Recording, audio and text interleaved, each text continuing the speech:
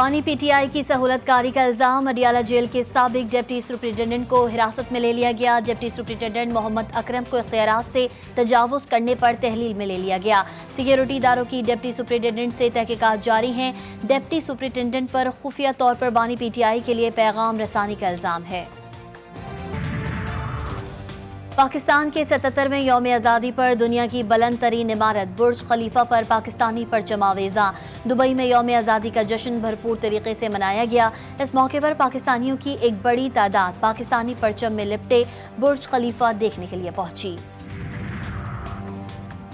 और अमरीका का हसीना वाजिद हुकूमत गिराने में मुलव्वस होने का इल्ज़ाम मुज़हका खेज़ करार। अमरीकी वज़ारत ख़ारजा के नायब तर्जुमान वेदांत पटेल ने मीडिया ब्रीफिंग में हसीना वाजिद के अमरीका पर इल्ज़ाम के सवाल पर कहा कि ये मुज़हका खेज़ है। ये इल्ज़ाम कि अमरीका हसीना वाजिद हुकूमत के खात्मे में मुलव्वस है बिल्कुल झूठा है।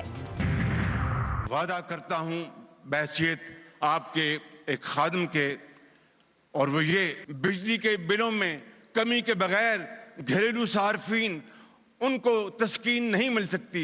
मैं आपको ये आज बताना चाहता हूं और इंशाअल्लाह अगले चंद दिनों में आपको बिजली के हवाले से पूरे पाकिस्तान में बिजली की कीमतों में कमी के हवाले से आपको खुशखबरी मिलेगी इंशाअल्लाह। चंद दिनों में माशी प्लान और बिजली की कीमत में कमी की खुशखबरी दूंगा। कामयाबियों और नाकामयाबियों की एक लंबी फहरिस्त है। वज़ीर आज़म शहबाज शरीफ का तकरीब से खिताब। बोले 77 साल के दौरान बहैसियत कौम हमारा सफ़र काबिल रश्क ना हो सका। मईशत समेत दीगर शोबों में बतदरीज ज़वाल आता रहा। हम हिचकोले खाते रहे। हमें माजी से सबक हासिल करके मनसूबा बंदी करना होगी। वज़ीर आज़म शहबाज शरीफ ने कौमी हीरो अरशद नदीम के साथ कौमी परचम भी लहराया।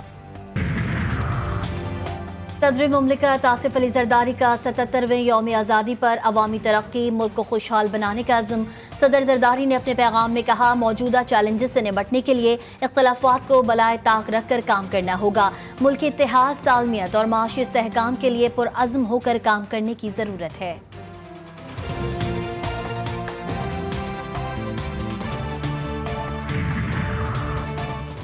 आर्मी चीफ की कौम को सब्र की तलकीन, कहा मायूसी कुफ्र है।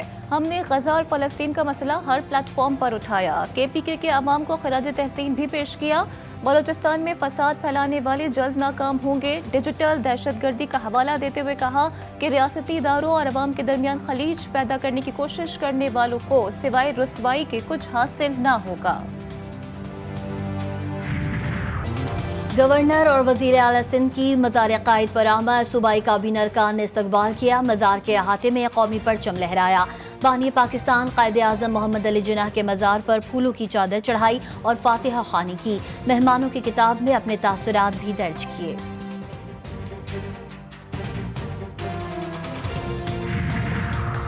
Core commander Karachi lieutenant general Babar Iftikhar की यौम आज़ादी के मौके पर मज़ार कायद पर हाज़िरी, फूल रखे और फातिहा ख़्वानी की। लेफ्टिनेंट जनरल बाबर इफ्तिखार ने मज़ार कायद पर सलामी दी। मेहमानों की किताब में अपने तासुरात भी कलम बंद किए। DG rangers Sindh major general Azhar Waqas ने भी मज़ार कायद पर हाज़िरी दी और फूल चढ़ाए।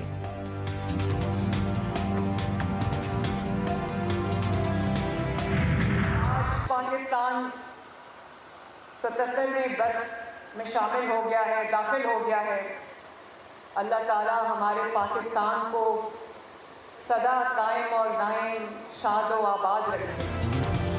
यौम आज़ादी के मौके पर लाहौर के हुजूरी बाग में परचम कुशाई की तकरीब। वज़ीर आला पंजाब मरियम नवाज की शिरकत। बोली हम सब को फ़र्द के बजाय मुल्क का सोचना होगा। हम सब को बतौर कौम अपना एहतसाब करना है। जितना ये वतन हमारा है उतना ही अक़लियतों का भी है। अक़लियती बिरादरी का तहफ़्फ़ुज़ हम सब की जिम्मेदारी है। यौम आज़ादी पर शहर शहर तक़रीब और रैलियाँ। केपीके में मरकज़ी तकरीब सिविल सेक्रेटेरिएट पेशावर में हुई। वज़ीर आला केपीके अली अमीन गंडापुर ने परचम कुशाई की और केक भी काटा। बलोचिस्तान की सूबाई असम्बली में भी तकरीब। कोयटा में वज़ीर ख़ारिजा इसहाक़ डार और वज़ीर आला सरफराज बुगटी ने परचम लहराया। मुज़फ़्फ़राबाद में नौजवानों की पाक फ़ौज के हक़ में रैली। लाहौर में लोगों की बड़ी तादाद मीनार पाकिस्तान पहुँच गई। इस्लामाबाद में लोगों के पाकिस्तान मोनूमेंट पर डेरे।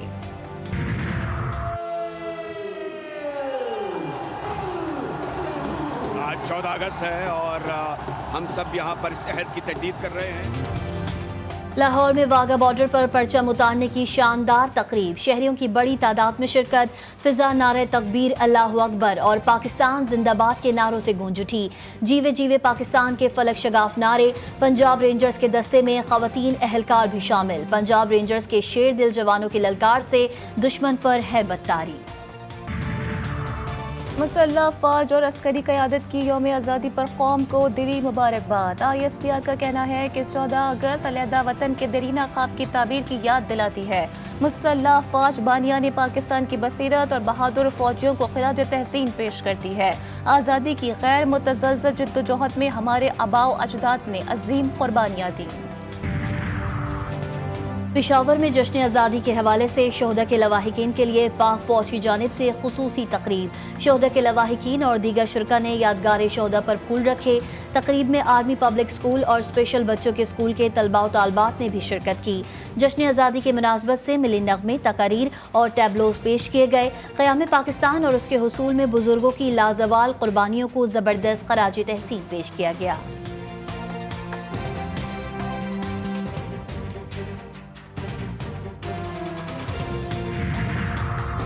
گورنر ہاؤس کراچی میں بھی جشن آزادی کی تقریب کا انعقاد۔ تقریب کو آزادی کے رنگ گورنر کے سنگ کا نام دیا گیا ہے۔ 300 فٹ لمبا اور 40 فٹ چوڑا ڈیجیٹل اسٹیج تیار۔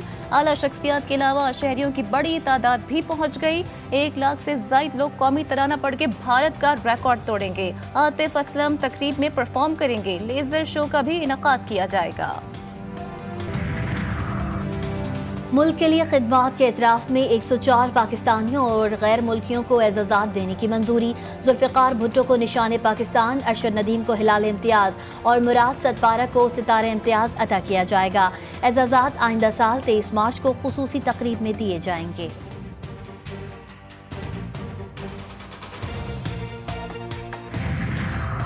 ملک کی خوشحالی کے لیے سب کو کردار ادا کرنا ہے۔ چیئرمین پاکستان تحریک انصاف بیرسٹر علی گوہر نے یوم آزادی پر اپنے پیغام میں کہا کہ یہ عظیم ملک ہے جسے عظیم تر بنانا ہے۔ اس خوشی میں ہم سب شریک ہیں۔ پاکستان زندہ باد۔